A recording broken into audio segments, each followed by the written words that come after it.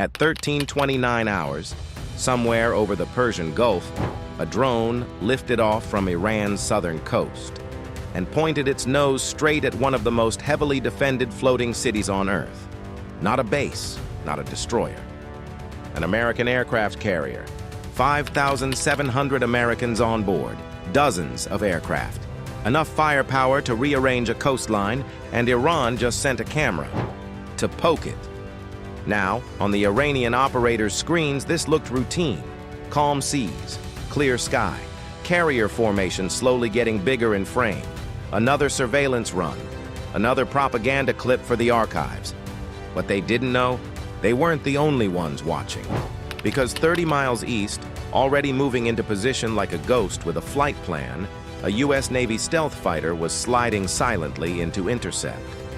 No radar pings, no radio chatter, no dramatic Top Gun theatrics. Just a quiet, invisible hunter, parking itself behind the drone like a cop waiting for someone to finish speeding. And here's where it gets wild. The fighter didn't need to search for the drone. It could already see it, thanks to a passive infrared system that works less like a radar and more like night vision on steroids. 6 embedded sensors stitched together a full thermal sphere around the jet, projecting everything directly into the pilot's helmet. Meaning, while the drone thought it was sneaking up on a carrier, the carrier group had already been studying it like a science experiment. Every second, the stealth jet vacuumed up data, satellite link frequencies, control signals, encryption patterns, emissions from onboard sensors, the kind of electronic fingerprints intelligence agencies frame on the wall. Shoot the drone down immediately? Sure, easy win. But letting it fly a little longer? That's like letting a burglar keep talking, because every word gives away his entire crew. By 13:34, the fighter closed in enough for a crystal-clear optical lock. The drone's shape resolved, hard points visible, payload uncertain. And that uncertainty? That's where the real tension lives. Because this wasn't one of Iran's disposable buzzing lawnmowers.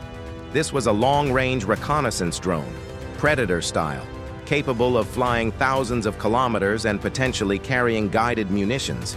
If it was armed, it's a threat.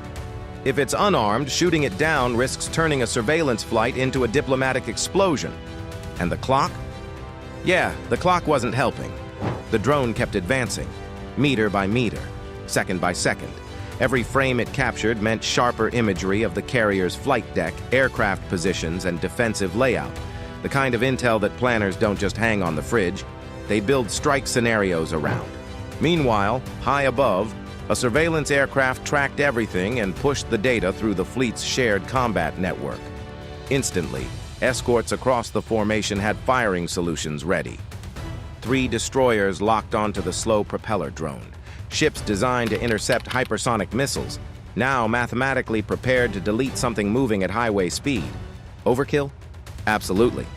But computers don't do sarcasm, they just solve for impact. Still, this wasn't just a tactical call.